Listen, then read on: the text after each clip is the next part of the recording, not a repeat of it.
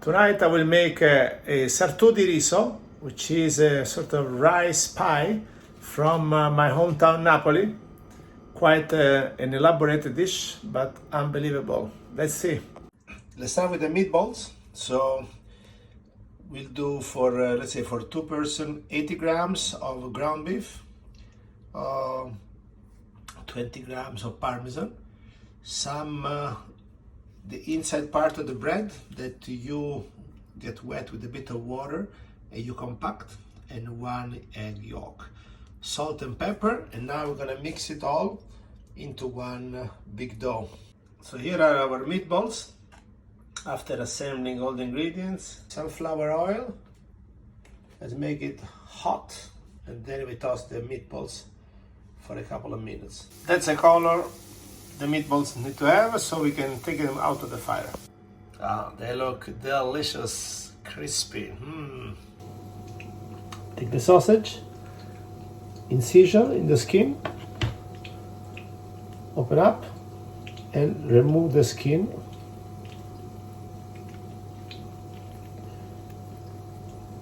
Now we start the ragu of sausage. So first thing, you put the sausage on olive oil, not sunflower oil, and it's very little oil. Okay. Let it color a bit. Then we add the onions so it doesn't burn. Now I've added the onions, salt and pepper. Let it cook a bit. After a couple of minutes that the sausage and onion are cooked, we add 400 ml of tomato passata. So far I have 2 sausage, the small onion, tomato passata, and I added the salt and pepper always. Now we lower the fire and we let it cook for 30 minutes at low fire. Something like this. I have a very big pan, so it doesn't cover the whole thing, but it should do. So after 30 minutes, you add the green peas and you keep it at the low fire and you let it go for another 15 minutes. The sauce is actually already well cooked and it's ready. Incredible, incredible smell, fantastic. For the rice, we need 150 grams of risotto Carnaroli, those for 2 people, 1 mozzarella, few leaves of basil, 35 grams of parmesan, 20 grams of butter, pan grattato, breadcrums. I normally use the crouton that for the soup, and I just pass them in the mixer. You get this. And our usual friends, extra virgin olive oil, salt and pepper. So we start toasting the rice in a bit of olive oil. We don't add the onion since there is already the onion in the ragu. As usual, keep the broth hot, so you get this sort of action here. You want the temperature of the risotto to stay high. So the risotto is cooking well. I think, based on my assessment, I will just wait for the broth to be dried up, absorbed by the rice, and then we'll add the sauce.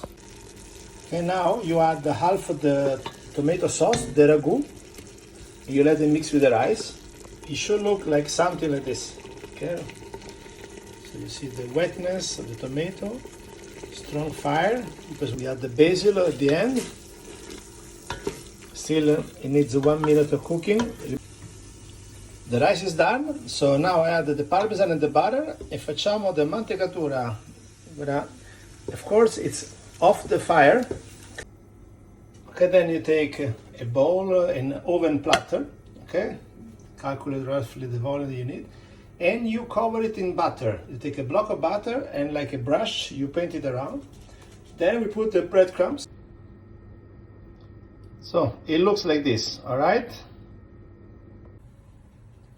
Then we make the first layer of rice. Okay, so you spread it homogeneously. We're gonna add the mozzarella. So I've added all the mozzarella, as you can see, and then I'm putting on top the second layer of ragu, the extra sauce. Remember, we only use half into the rice, and I save the other half. Then I've added the meatballs, Again, try to spread them as well as you can. And we top up with the rest of the rice.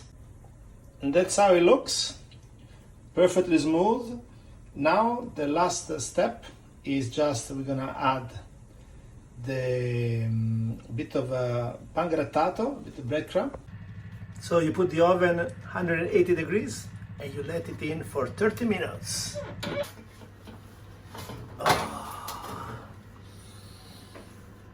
Eccolo qua. Adesso lo mettiamo su questo piano. Qua sartu di riso. Sartu di riso, look how creamy. These are not peas, I discovered, I don't know, fava beans, but the taste is the same. Eccolo qua, Marco, di nuovo, facciamo l'assaggio live, dai, fammi vedere.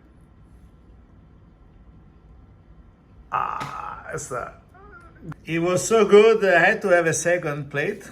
Jesus, it's like thousands of calories, but well spent. Enjoy.